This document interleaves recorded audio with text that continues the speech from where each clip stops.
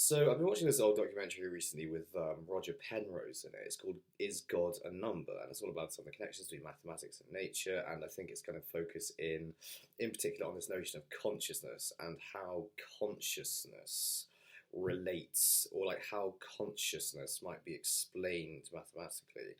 And I think in terms of scientific and philosophical frontiers, the notion of consciousness is well, I'm tempted to say always like it's treated as a popular science, as like one of the bigger mysteries out there now. I wouldn't have said consciousness really is that much of a mystery at all. I mean, we sort of all really know what consciousness is, don't we? Consciousness is the state of not being asleep, isn't it? It's the state of being awake, um, responsive, alert, and capable of reacting to the world.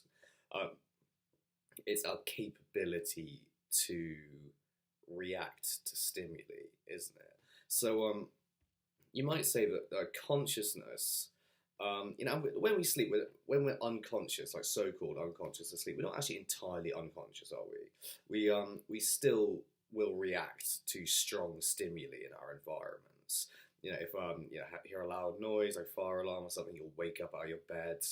Um, or or if you smell smoke or something and there's a fire, you'll wake up for that reason.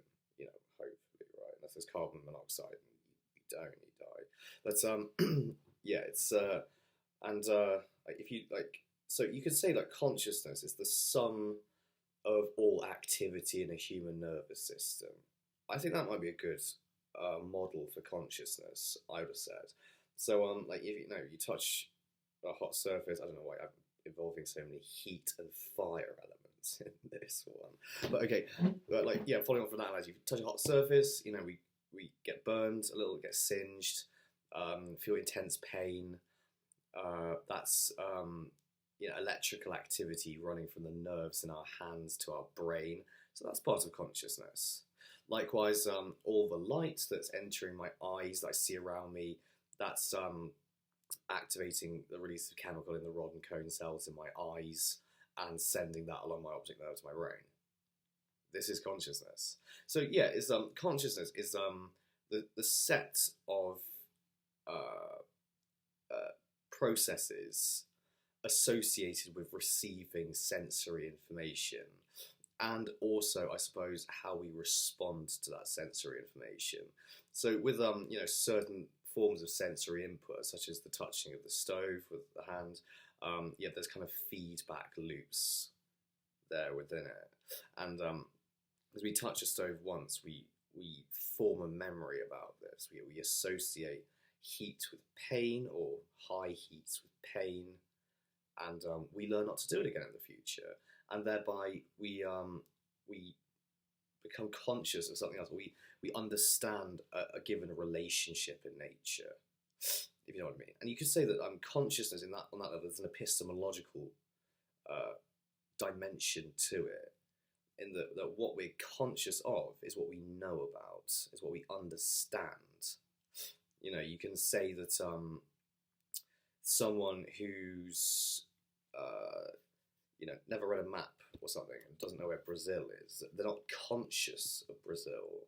They might have heard of the existence of Brazil, to have some awareness of it, but they're limited in their understanding and their knowledge and their awareness and their consciousness of that country. So it's it involves, I think, nervous processes. It involves sensory input, and sensory input can come from all sorts of, like, language is a form of sensory input, either when we listen to people speaking, or when we read what people have written. So it's either through the eyes or the ears or both.